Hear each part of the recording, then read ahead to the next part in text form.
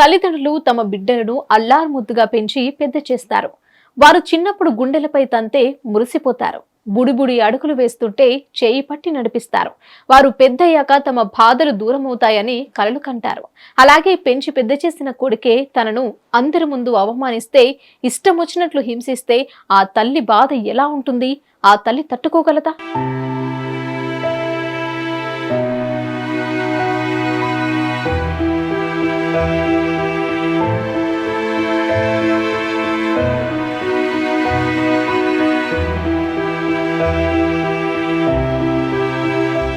చెడు వ్యసనాల బారిన పడ్డ కన్నబిడ్డ బాగు కోసం ఆ తల్లి 4 మంచి మాటలు చెప్పడానికి ప్రయత్నించింది. కానీ ఆ కొడుకుకి తల్లి చెప్పే మాటలు తప్పనిపించాయి. ఆ తల్లే ఓ శత్రువులా కనిపించింది.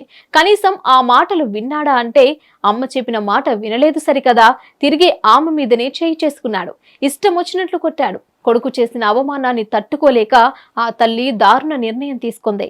కుటుంబంలో తీరని విషాదాన్ని నింపింది.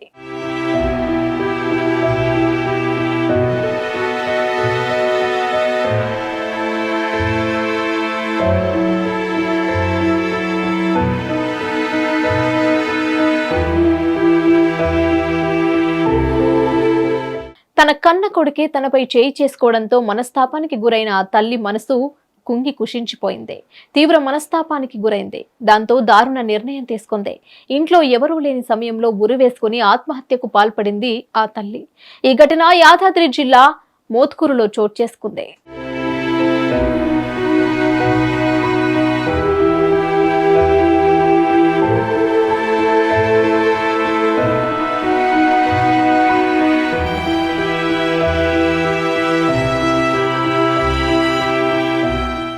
మోత్కూరుకు చెందిన రేఖ అనే మహిళకు ఇంటర్ చదివే కుమారుడున్నాడు.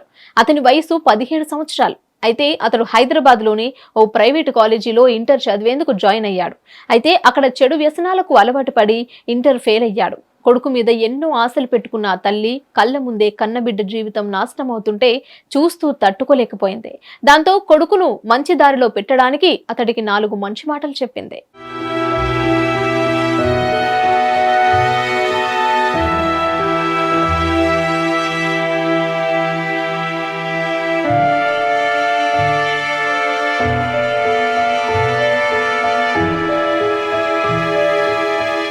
ఈ వయసులోనే ఇలాంటి చెడు అలవాట్ల బారిన పడితే భవిష్యత్తు నాశనం అవుతుందని, ఇప్పటికైనా ఆ అలవాట్లు మానుకోమని, బాగా చదువుకోమని కొడుక్కి నచ్చజెప్పడానికి ప్రయత్నం చేసింది రేఖ.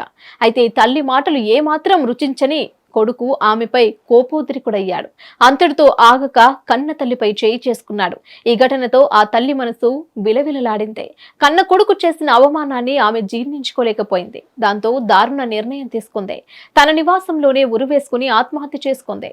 బిడ్డ భవిష్యత్తు కోసం ఆరాటపడ్డ ఆ తల్లి చివరకు కన్న కొడుకు చేత తన్నులు తింటానని అస్సలు ఊహించలేదు.